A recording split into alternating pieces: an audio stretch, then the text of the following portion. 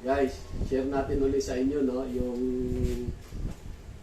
isang pagtatali, mabilis at simple lang, madali, no. Ito po, oh, subukan natin dito. Pagtali. Yan. Itong dulo, pasok natin dito. Kunwari, ito itatalian natin. Upuan ito guys, upuan. Ito yung dulo guys ha. Ito ha. O, ngayon, ito, ibababala natin. Ganyan o. Yan. Ito, sa ilalim siya guys ha. Mga loading sa ilalim ha. O. Simple lang ito. Mabilis at madali. Tapos ito, ilalim nyo rito. Lalim, ganyan. Yan. Tapos itong dulo niya, bitawan nyo dyan. Iganon nyo lang dyan. Ipitin nyo lang. Kuha nyo ba guys? Ipitin nyo dyan. Mga loads, kuha nyo. Ipitin nyo dyan. Hila. Higpit na yan. So pag hilang ganon, oh, di ba ganyan na itsura niya?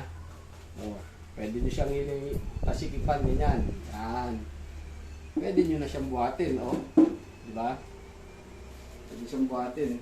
Oh, kaya-kaya buhatin. Ano? Oh. Ngayon, pag tinanggal nyo, mas mabilis lang. Easy.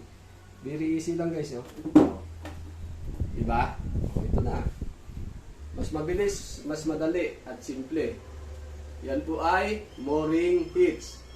Sana may matutunan kayo. Na-share natin sa inyo. Share nyo sa iba yung mga kaibigan, pamilya para may matutunan din sila. Thanks for watching.